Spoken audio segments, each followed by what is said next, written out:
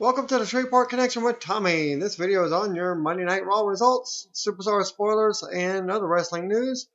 But first, as always, happy birthdays for over the weekend. Mike Knox turned 37. He was born July 17th. Former TNA wrestler Lacey Von Erich turned 29. She was born July 17th. Mike Sanders turned 46. He was born on the 20th.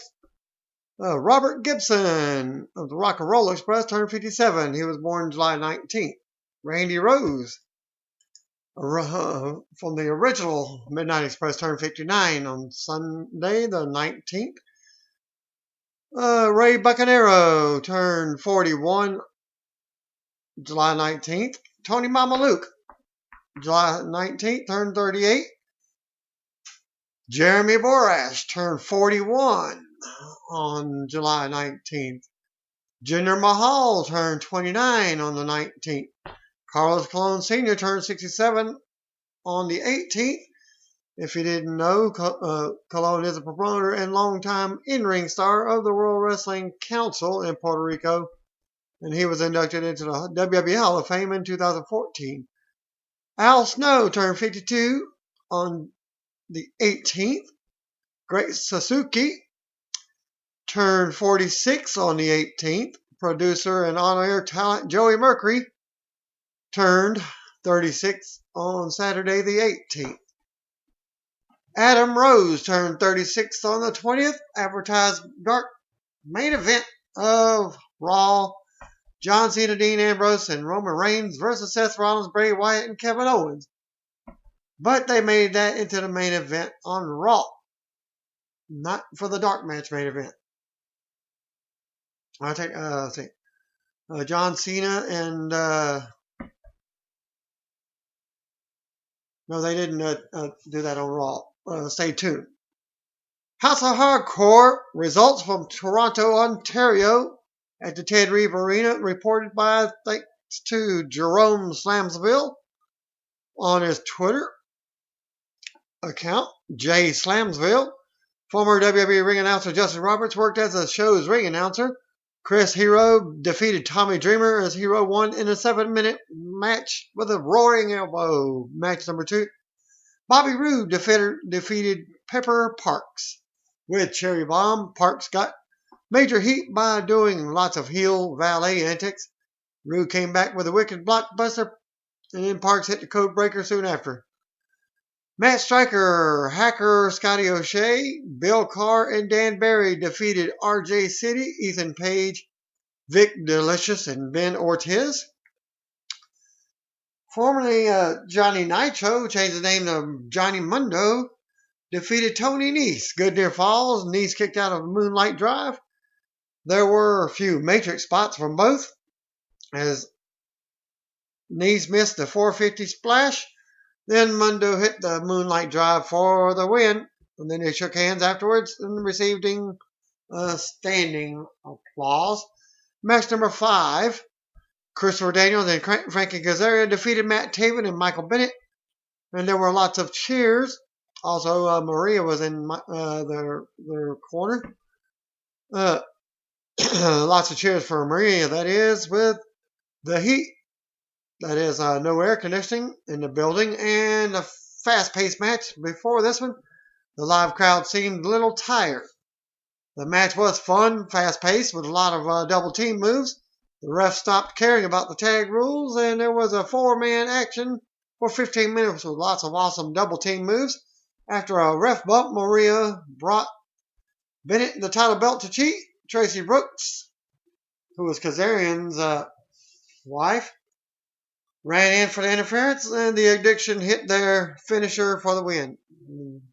That's what they're called now, is the Addiction. That's Christopher Daniels and Frankie Kazarian. After the match, Kazarian put his wife Tracy over and then cut a promo on Tracy's appreciation video. That was lovely. Scott D'Amore came out and gave Tracy flowers heading into intermission. After some stalling while one of the ropes was fixed, Rhino came out, and Austin Aries answered his challenge. Austin Aries defeated Rhino as Thea Trinidad interfered on behalf of Aries and Ada Gore for her trouble. Aries had a few big strikes and followed with a 450 splash for the win in an 8-minute match. Team 3D defeated the Young Bucks after the show. Team 3D put over the Bucks and House of Hardcore on the mic to send everyone home happy. Breaking news, Kurt Angle underwent a second surgery related to the tumor he had on his neck. Angle's management announced on his Twitter page that Angle was experiencing severe pain, lost feeling in his extremities after a successful surgery, and started to have difficulties breathing when his wife rushed him to the hospital. And then he immediately underwent surgery again to relieve pressure on his spine caused by a large buildup of fluid from the previous surgery this past week. He is expected to make full recovery, and you go to his Twitter account, twitter.com/real Kurt Angle. Yeah, it's real. It's damn real. Well, it's real Kurt Angle. Angle is missing the London Comic-Con because of the surgery, and it sounds like it's a very scary situation. Here's wishing him the best in his recovery. Hall of Famer Edge Copeland is playing a masked character in season 2 of The Flash. I'll post the photos at the end of this video, and you can also view it at punchdrunkcritics.com. Filming for the second season is underway in Vancouver, and the second season will premiere on October the 6th. I'll let you know more once Edge's character is which episode is going to appear on. Photos from the user's Instagram account reveal Edge under the mask, making this the latest foray into the world of television since retiring in 2011 due to injury. Since then, he has been busy on the big and small screen, starring in the WWE Studios feature called Bending the Rules and landing a reoccurring role in the Sci-Fi Channel series Haven. WWE is featuring Undertaker and Sting in the advertising for SummerSlam, as Sting is apparently tag teaming with Roman Reigns. I was expecting him to do a run-in and an interference in the Brock Lesnar versus Undertaker SummerSlam match, but anything happened in WWE. According to Dave Meltzer of the Wrestling Observer newsletter, that news was posted. Taker rumors started recently due to training photo, and then his return to WWE on the pay-per-view over the weekend. Based on a storyline from Raw, one has to wonder if they're going to go with the Brock Lesnar versus Undertaker match. And due to the results of Raw, it indeed has happened. You know, like the Funaki things that indeed. The two-man power trip of wrestling podcast with Prichard, available at tmptow.podomatic.com. Comments on what do students take away from working with Dr. Tom. If I didn't have the opportunity to do it in Stanford, then it would have been somebody else. I just happened to be in the right place at the right time. You would have to ask them, his trainees, what they learned from me. All I know is I learned from the great teacher when I took karate from Bill Gray, his method of teaching, and I adapted. I am proud of all the guys, especially Rock and Kurt Angle. The Hardy Boys were self-taught when they came to me. Dolph Ziggler came to a tryout in OVW and then came to OVW.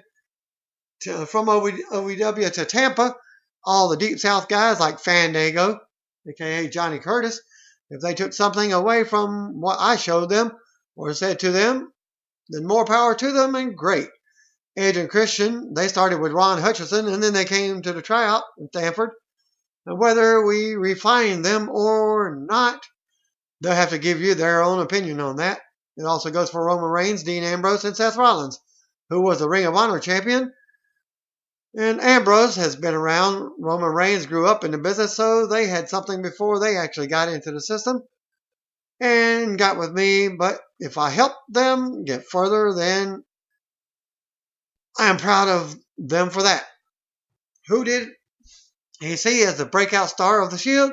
When Ambrose got there, he was the most unique of the three in his opinion. He had a mix of Terry Funk and Roddy Piper. He was the real deal. He never let you in on what he was thinking in the dressing room or in class. He kept that mystery about him, even though you knew he was working. He didn't tell you he was working. Seth Rollins getting the spot of the future of WWE. Rollins had the cocksure attitude because he knew he was good. He and Ambrose had their angle in FCW. That was our top angle up until they went to the Performance Center. You knew that Roman Reigns was going to be great because he had the stock. He came from the stock they wanted. Now, the way it turned out from the business end of things, how does Seth Rollins get into that position? He's a smart guy. Ambrose is a smart guy, but I don't know if he's a good politician, as Seth Rollins is. And it's not taking anything away from Seth, but you have to know how to play the game. And if you have to know who is running the game up there, Seth got in with the right people, and he has talent, and everything is going for him. Ambrose, I thought, was very talented. Here, there were some in FCW that didn't think that he had the look, but all the talent to be a top guy. They were high on Reigns from the start. Ambrose and Rollins were going to be a bit players in FCW. That was the take on them. But as time went on and other factors came into play, that the Shield came about, helping teach and train The Rock prior to his WWE debut. I don't know if I was able to teach him that much. He came in October and had been in Memphis for about a year. And then we just trained and worked out at the time with Achim Albrecht, with Brackus and Mark Henry. He was a young kid, a great guy, had the Chia Pet haircut, and you know he had talent, but no one could tell at that time that he was going to be as big as he is today. But he had personality. To go over his finish, I gave him the shoulder breaker. Well, that was terrible. I worked some of his first matches on the road and worked with him in the warehouse, in the ring on a daily basis. He had that charisma and personality, but you look at him and he was this smiling, good-looking kid with a Chia Pet haircut coming out and wanting everyone to cheer him. And it just didn't work. People were revolting against the typical babyface guy from back then, and it was to his advantage because he knew and he understood once it was explained to him, once he got the feel of it. It was that smart aleck comeback with a comment guy. I had no idea that his goal in life was to be the performer or the actor that he is. What did he see in Kurt Angle? The first time I locked up with him, I told him, "Kurt, I have nothing to prove, so don't try and snatch me." He was easy. He got it. He moved well, and to me, he was a natural. He was another guy that you knew he had this drive and this work ethic. Kurt grasped it right from the beginning. He knew and understood that with practice, scrimmage, work hard, but are trying to work together. That's the real conflict with most amateur wrestlers and I've ever had, because their instincts are not to be put on their back, and Kurt grasped that idea from the very first time we trained. What made matches easy for him during his career? Any match with Brad Armstrong was a favorite match. I had some great matches with Jeff Jarrett and the Rock and Roll Express, and then the Fantastics and even Chris Jericho. My favorite matches were with the guys I clicked with. You go out there and you didn't have to call anything in the back. There's way too much of that today. Everyone walks through every move of their match, and that's what it looks like. When I've watched Raw on occasion, it looks like spots are being called in the ring because you can't see when it's happening. Anytime when you get in the ring and just go out and not call it move for move, and Brad Armstrong could do that. Eliminated tough enough contest. Gabby Castrovinci told Brian Fitz of Sporting News that she's not finished with WWE yet. I'm not a quitter, she said. I'm going to prove to you that I'm not a quitter because I'm coming back. Gabby spoke of taking the next step in her quest to get back to WWE, get some immediate in-ring training, and can apply for a tryout, the next Diva search, she said. So there's many ways to come back. I'm keeping in touch with WWE, and as I said in my last email this morning to them, I'm going to be emailing you guys until you bring me back because I have what it takes. Gabby also spoke about meeting the WWE Divas. They were all inspiring, saying that one day they're going to be out there performing just like us, she said. And you can read the full interview at sportingnews.com. Gabby also spoke about the buzz she got while attending WWE Raw and NXT, her husband, fitness competition, and why she regrets taking her issues with other contestants to social media.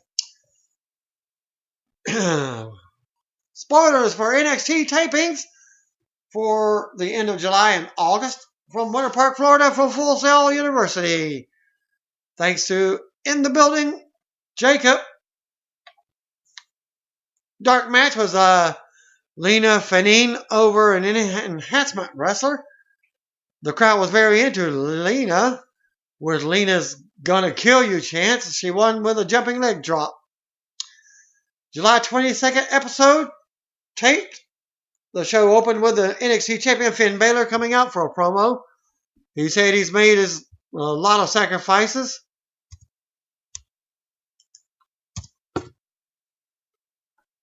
But they've all been worth it because he's the champion. The contract signing for the title rematch with Kevin Owens was announced for later in the show. Balor said Owens has done a lot of things, but beating him in Tokyo wasn't one of them. Balor proclaimed that he will walk out of TakeOver in Brooklyn, still NXT champion. Match number 1, Eva Marie defeated Cassie. Match number 2, Baron Corbin squashed an enhancement wrestler named Mr. 450. Samoa Joe squashed Mike Wallace. Joe got new music, and it's not as much of an improvement as most have hoped for. Bayley pinned Emma. Dana Brooke was ejected before the finish of the match. Match number 5, your main event, was the Vault Villains over Angelo Dawkins and Sawyer Fulton.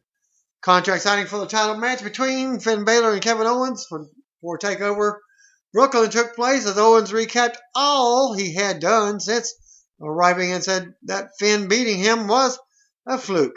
He declared that he will be the first 2-time NXT champion and take Finn out for good. Finn said he's going to make Owens choke on his words. They both signed before Owens took cheap shots at Balor and William Regal before Balor fought back. And July 29th, spoilers, the Mechanics defeated Enzo Amore and Colin Cassidy with Carmella. And the Mechanics got the win with the pop-up codebreaker. Match number 2, Baron Corbin squashed an enhancement wrestler who was a TNA former named Jesse Sorensen. Former wrestler from TNA. Match number 3, Chad Gable and Jason Jordan defeated an enhancement team. Charlotte over Dana Brooke in match number 4. And match number 5, Kevin Owens pinned Martin Stone. Afterwards, he took Stone out with an apron powerbomb. Yeah, the same Martin Stone they released from developmental a year ago.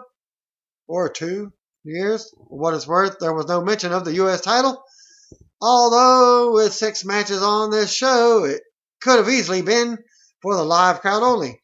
And for your 6th match, NXT champion Blake and Murphy with Alexa Bliss over the Vault Villains to retain the tag titles. Bliss grabbed English's leg, and Murphy rolled him up with a handful of tights. After the match, the Vault Villains got the better of them. Before holding up the tag title belts, they surrounded Bliss, then offered to hold the ropes for her because they're chivalrous. And she just bitched them out and gave each a slap before leaving. And your spoiler for August the 5th, match number 1.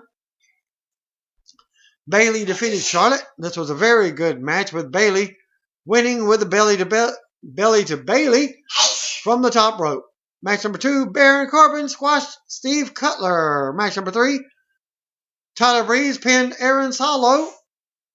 After the match, William Regal came out and announced at the TakeOver Brooklyn, Breeze will go one-on-one with NJPW legend Jushin Thunder Liger.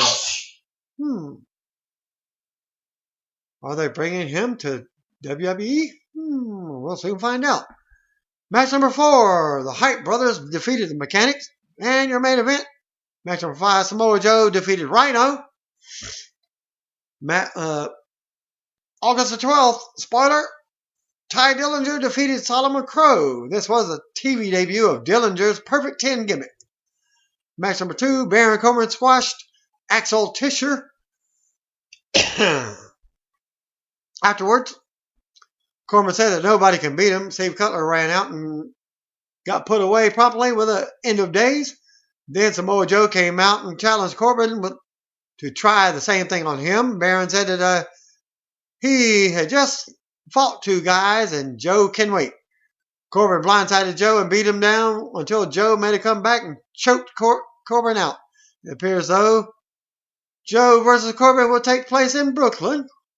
Match number 3, Finn Balor over Marcus Lewis. After the match, Kevin Owens ran down to attack Finn. Match number 4, your main event. Bayley defeated Becky Lynch to become the number 1 contender to the NXT Women's title. As Bayley will challenge Sasha Banks for the Women's Championship in Brooklyn. And that was the end of the show. Former Ring of Honor champion Adam Cole spoke with Mark Madison of NewsHub.com. The following are the highlights of the interview that can be read in full. The-newshub.com. Comments about training under DJ Hyde, John Dahmer, Al Snow, and Les Thatcher. Well, with all 4 of those guys, they sounded completely different.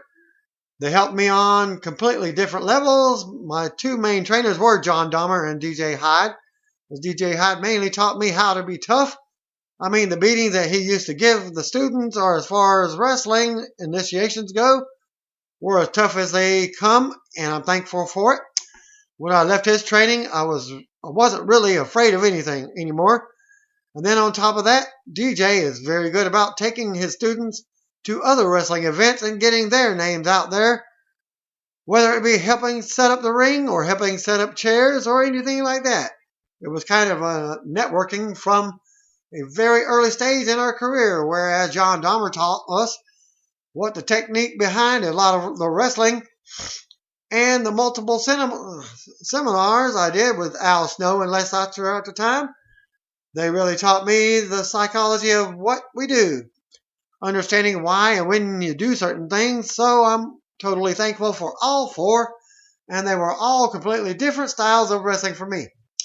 His initial tryout with WWE, he comments on, that particular tryout, I went down to AFA, the Wild Samoan Training School, which at the time was located in, I believe, maybe in Tampa, Florida, but I may be incorrect on that, but somewhere in Florida. He couldn't remember from his own thing. And we actually got to train for a week with Haku and Alpha himself. That was awesome. It was such a good experience. I got my ring conditioning up, and I learned little tricks of the trade.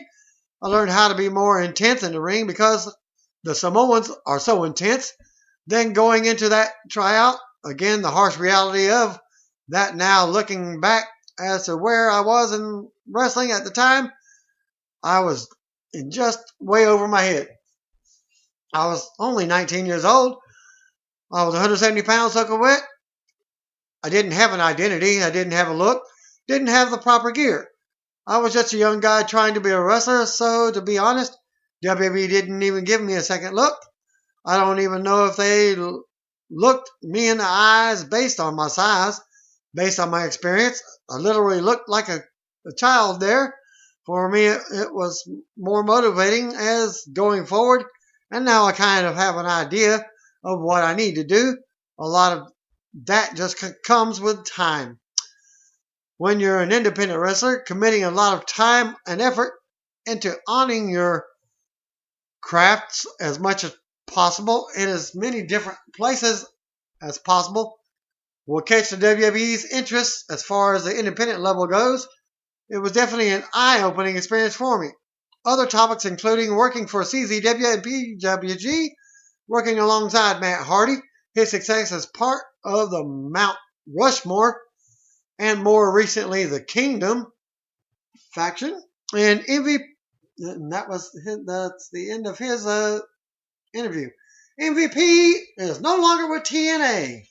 As his contract has expired, MVP and TNA executive John Geberick both announced that the two sides have mutually agreed to part ways. Maybe we have already seen the last of MVP on TV or TNA television. Although he took part in the last match of the TV tapings, all segments involving his beat-down clan faction mate Hernandez must be removed from the show because of Hernandez's contract with Lucha Underground.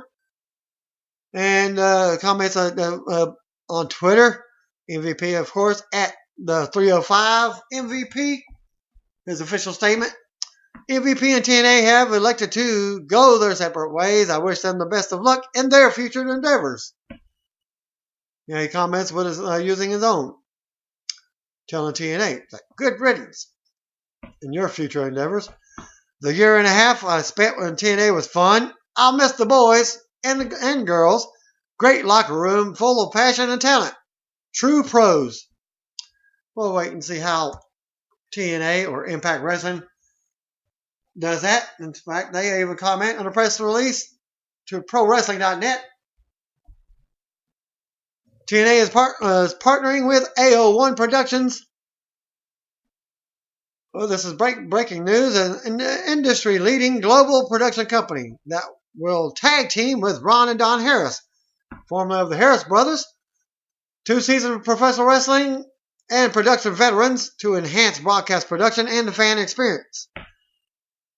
Quote, we recognize the importance that advancements in technology play in producing and delivering a more immersive fan experience, whether cheering from the arena or at home watching TNA programming, said TNA Chief Financial Officer Dean Broadhead.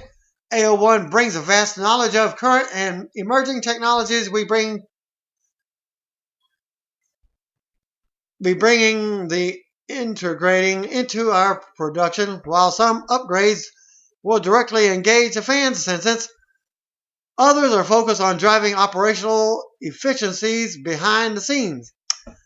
As TNA annually produces more than 300 hours of dynamic professional wrestling programming broadcast in 18 languages to more than 120 countries around the globe.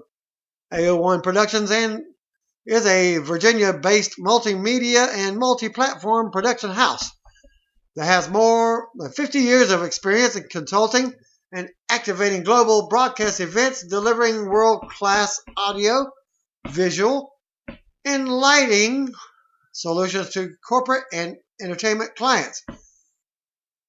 And we are proud to be partnering with TNA and utilizing our experience, knowledge of state-of-the-art technology to deliver enhanced in-venue and broadcast experiences that will have TNA fans emerge from start to finish. Thanks to Tim Morin for that news. The twin brothers of Ron and Don and TNA veterans have 30 years experience of both in front of the camera and behind the scenes in production and touring, have returned to the company and lead production of live events and broadcasts, including the flagship Impact Wrestling, seen in the United States Wednesdays at 9 p.m. on the Destination America. Of course, that's your 9 p.m. Eastern Time, 8 p.m. Central. As the next televised live events for Impact Wrestling, Explosion, and One Night Only are scheduled for July 22nd through the 30th at Universal Studios, Florida, and Orlando. For more information, you can visit impactwrestling.com and get tickets as well. Backslash to tickets. Or backslash tickets. The Harris twins are longtime pro wrestlers. They worked for TNA both on camera and behind the scenes and production side. The buzz with the company is that most of the former freelance production crew has been let go, and this move would seem to suggest that the company is moving in a different direction. As seen at Battleground from Sunday night, Luke Harper reunited with Bray Wyatt to help him defeat Roman Reigns, as a storyline where Sting is expected to make his return.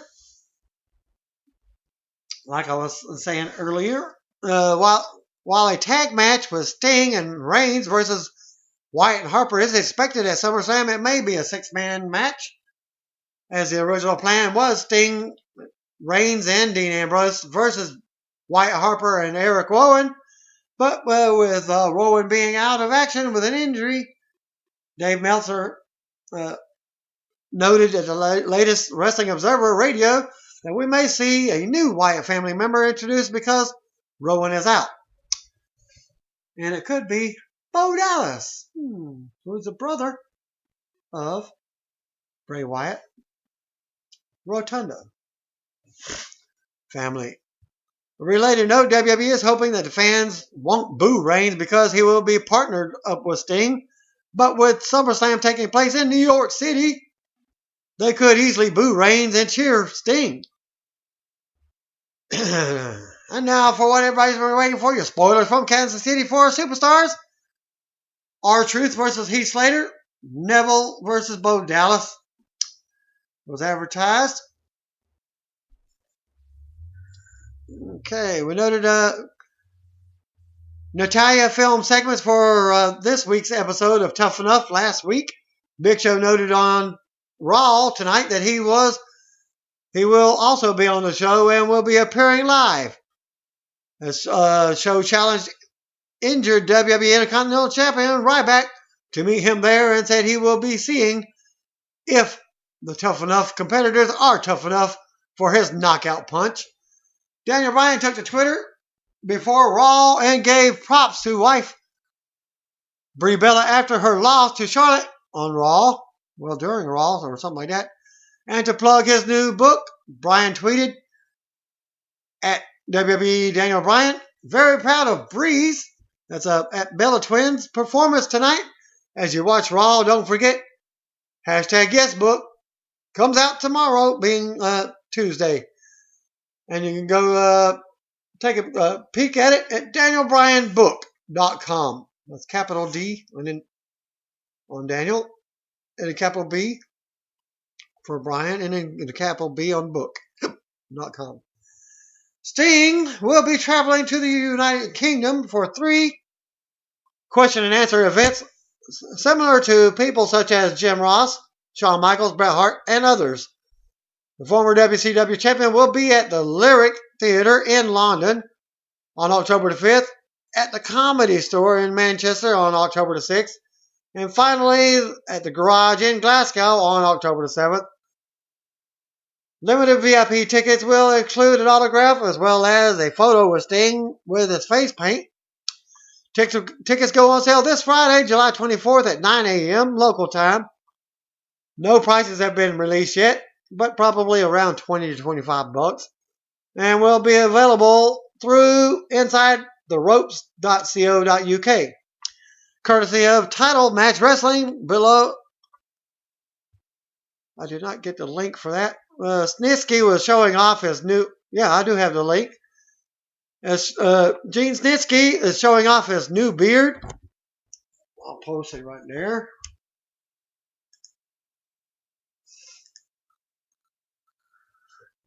What he's been doing lately, including filming a new horror movie this fall with the WWE legend Samu. So Samu's going to be in a movie as well. Let's see what's going to be doing. Snitsky also says he's launching a new line of beard care products soon. And again, that link. WWE Tough Enough competitors have been training at the Performance Center. As today, with NXT superstar Jason Jordan. It appears Jordan, who was helped out in recent weeks, has been filling in for Booker T this week as a coach alongside Lita and Billy Gunn. Booker was obviously at Battleground pay-per-view to work the pre-show panel. WWE has been giving some promotion to the movie Sharknado 3, Oh Hell No, on their website. And Chris Jericho is going to be in that. And the movie premieres on Sci-Fi Tuesday night as the live show. WWE's website has a new poll asking fans what was The Undertaker's primary motive for attacking Brock Lesnar at Battleground. He was sent by the Authority to protect Seth Rollins' World Heavyweight title. He wants his rematch from WrestleMania 30, or he sought vengeance for Lesnar stabbing and mocking the streak. 44% believe Taker wanted vengeance for being mocked, while 33% believe he just wants the rematch. You may have noticed on Raw and during the pay-per-view, if you watched it, many apron bumps during the Battleground pay-per-view, more than a dozen altogether. One of the most impressive apron bumps last night was the splash from Big E. As Dave Meltzer noted on the latest Wrestling Observer radio, that WWE officials are now having talents do more bumps on the apron, which is actually the hardest part of the ring. For what it's worth, Meltzer noted that this new idea of doing more apron bumps is directly related to Ring of Honor. GFW Global Force Wrestling has posted a new video to announce that Chris Sabin has been pulled from the match at GFW's AMP TV tapings in Las Vegas on Friday. Sabin was originally set to team with Kushida against Reno Scum, but now Kushida will compete in a singles match as part of Next Gen title tournament. Former TNA worker Jesse Sorensen worked Thursday night's TV tapings at Full Sail University. Sorensen worked a match with Baron Corbin and lost. And Corbin has now 4 straight wins over Enhancement talent. Big Show announced on Raw that he will appear on Tough Enough. He will be joining previously announced Natalya on the show as well. WWE stars appearing on the episode again. And the dark match, there was no dark match. And here's your results for Superstars. R-Truth defeated Heath Slater. Neville defeated Bo Dallas. Pretty decent match. Neville hit the red arrow to pick up the win. Raw opens up with a look back at Battleground, main event, and the Undertaker's return live from Kansas City with Michael Colesaw, Byron Saxton, and JBL on commentary. And we head straight to the ring, and the bell tolls as the Undertaker makes his entrance with a big pop. Fan chant for Undertaker as he takes the mic. Taker growls and says that he stands here tonight, a relentless, remorseless, cold-blooded, vengeful Grim Reaper. Taker says streaks are made to be broken and fans boo. Taker says that's the painful truth, but Brock Lesnar has had to continuously remind everyone of his greatest accomplishment. Taker says enough is enough, and last night was true resurrection. Taker says Lesnar can't kill what won't die.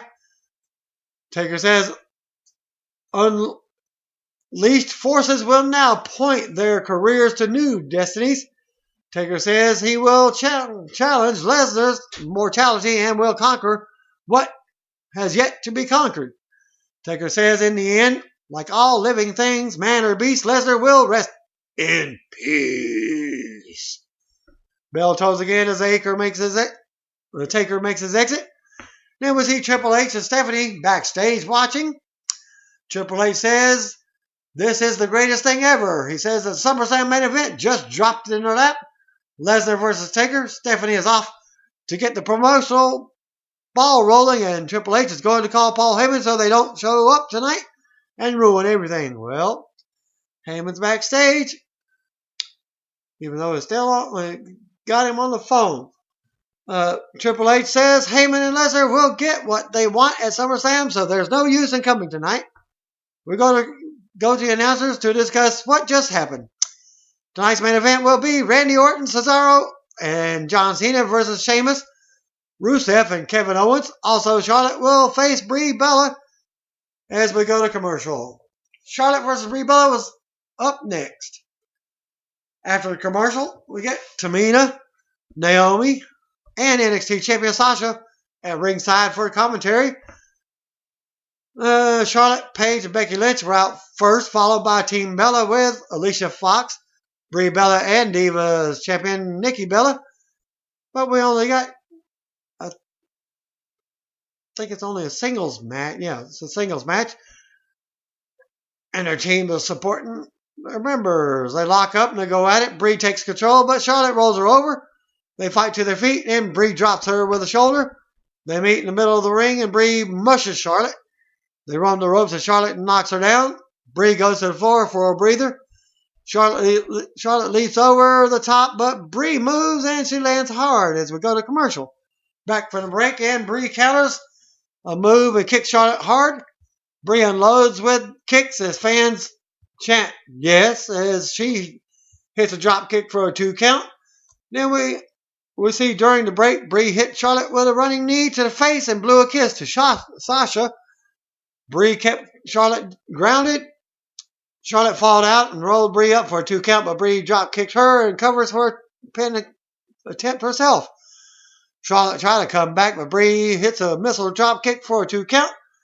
Charlotte catches a kick and unloads with flare chops.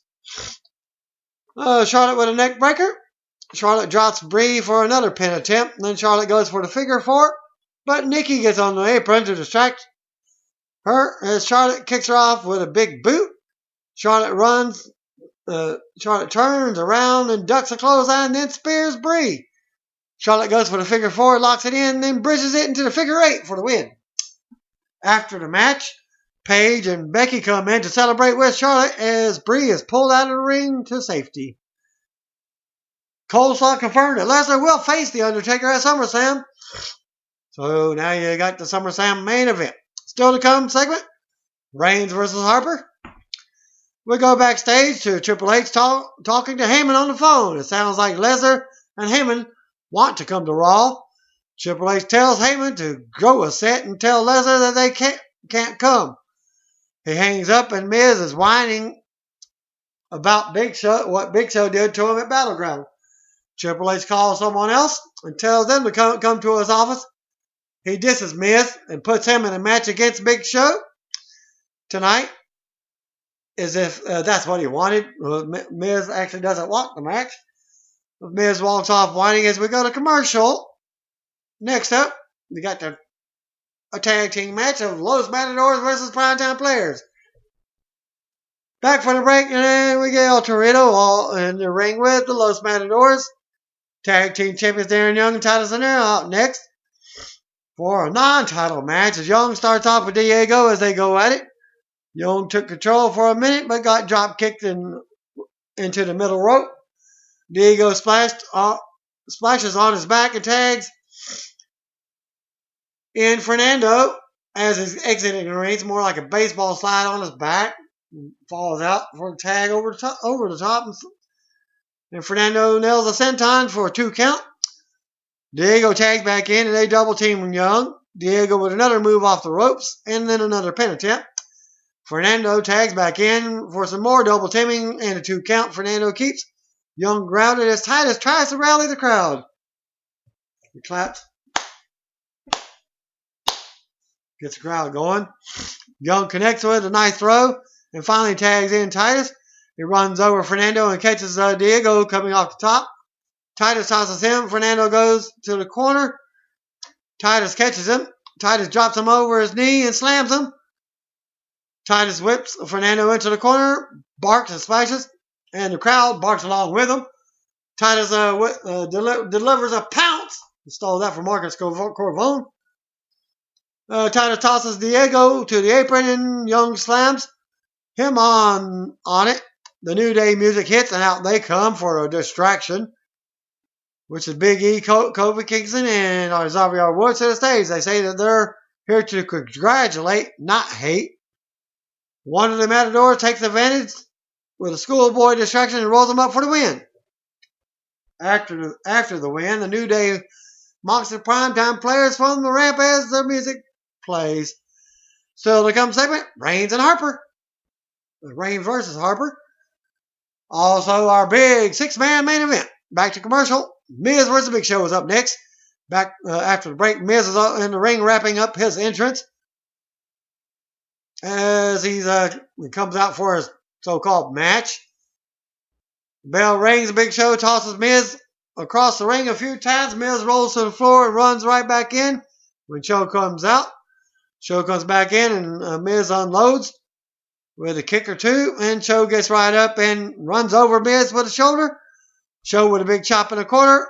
And then Show slams Miz a few more times and goes to the second rope. Show comes crashing down with a big elbow splash and gets a squash win. And he's toted to the back on a stretcher.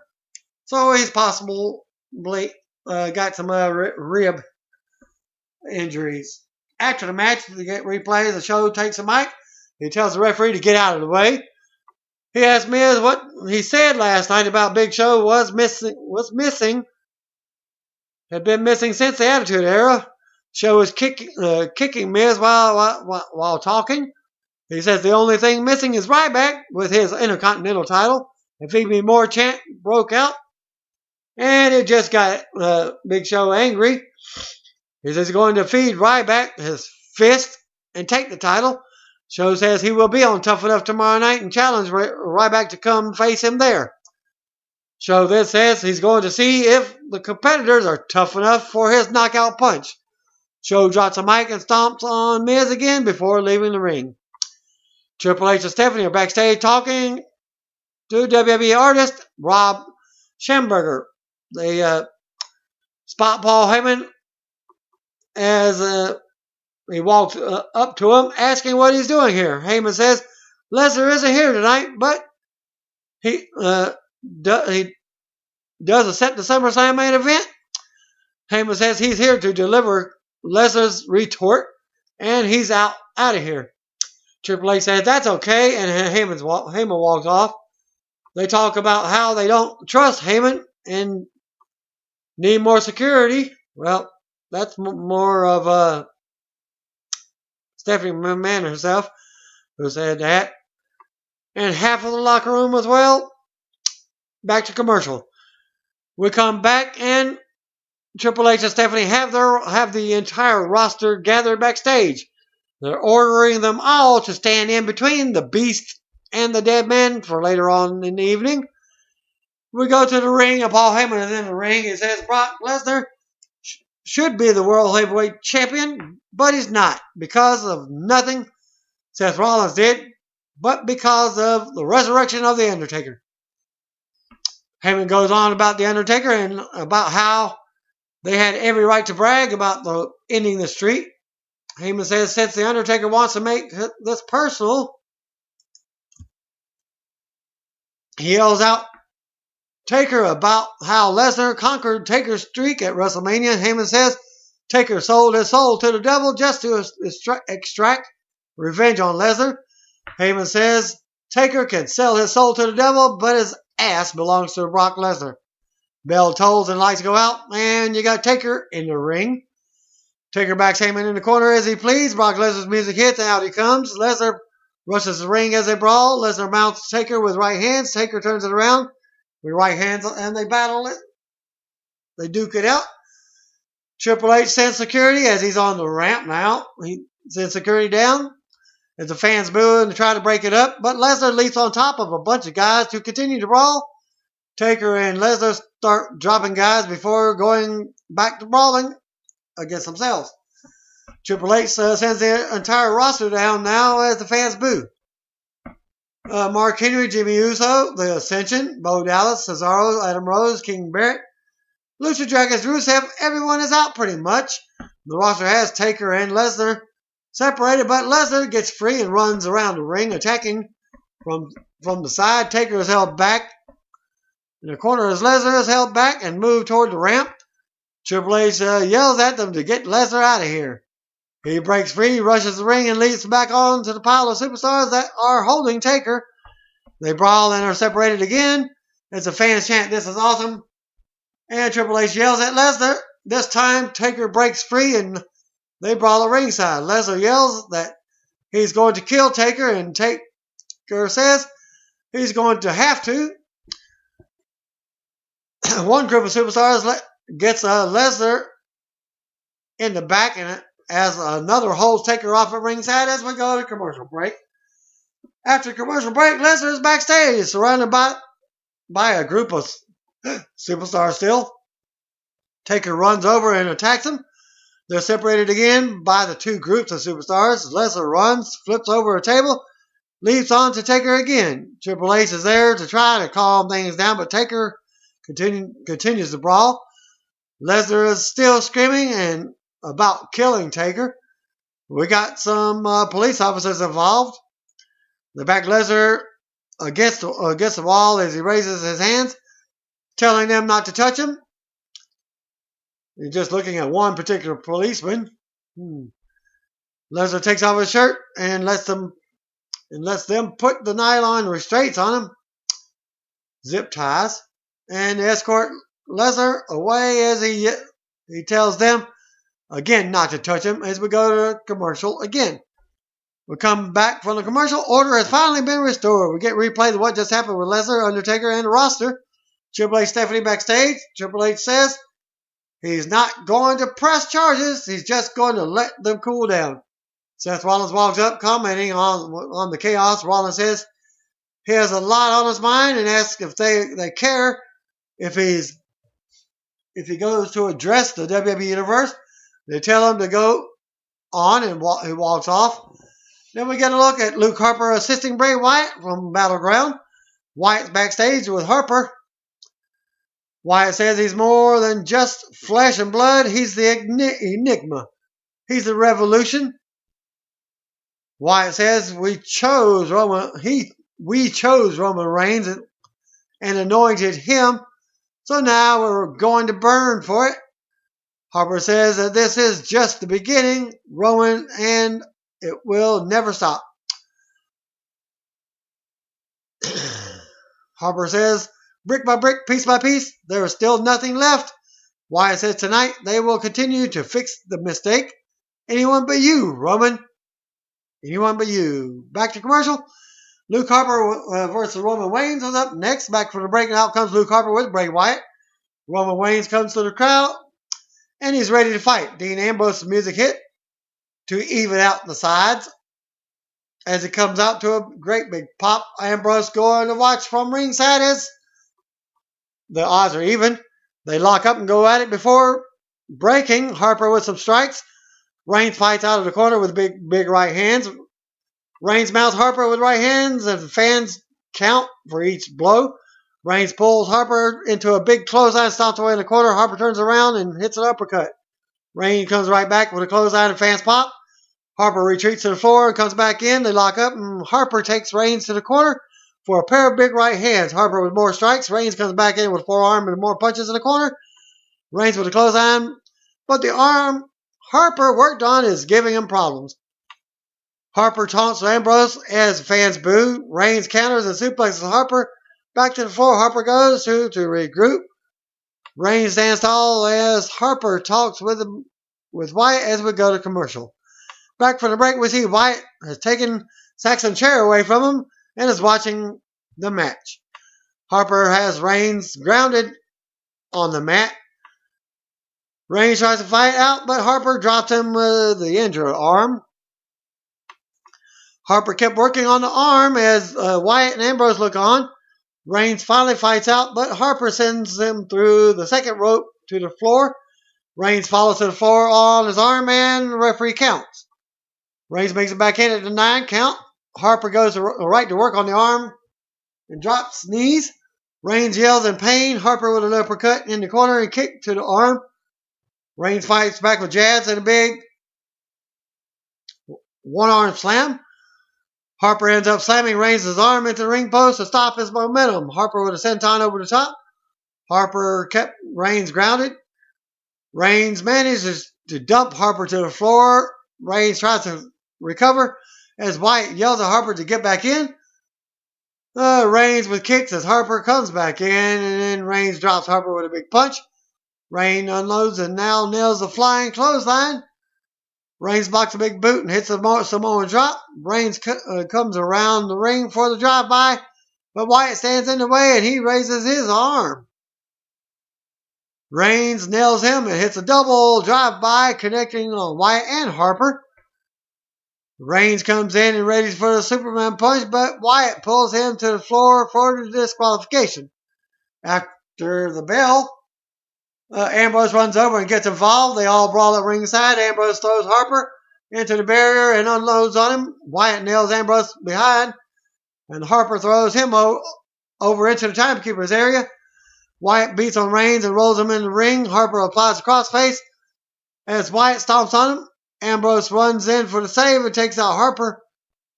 And then the Wyatts retreat through the crowd. Ambrose music hits and we go to replays. Seth Rollins backstage as we go to commercial.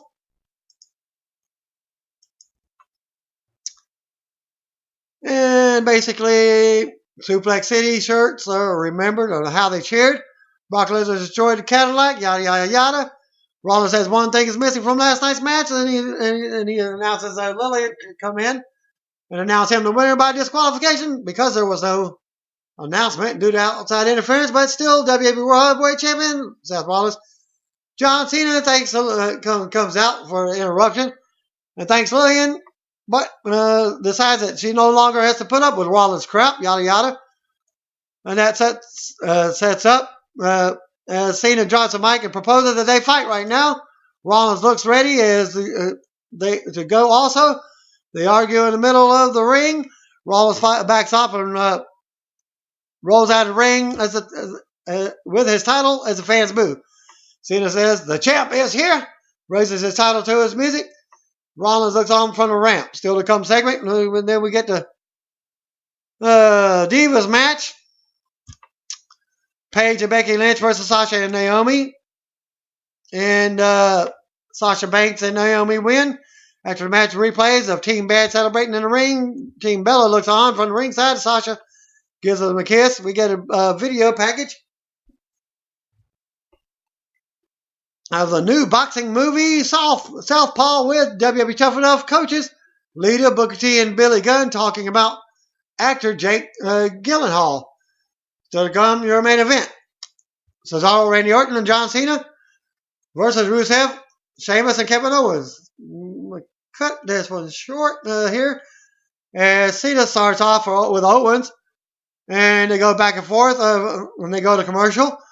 As we get Sheamus has Cesaro down with a headlock.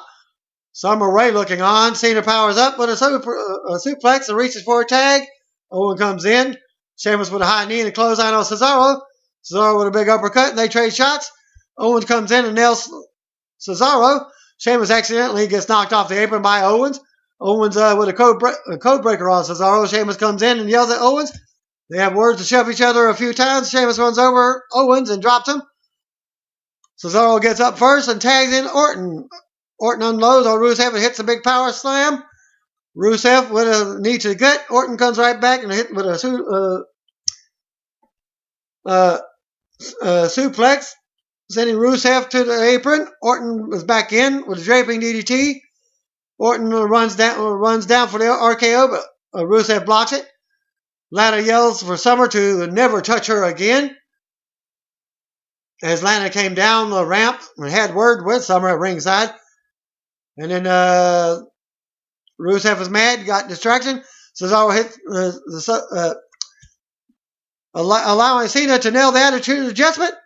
As Owens has left the match,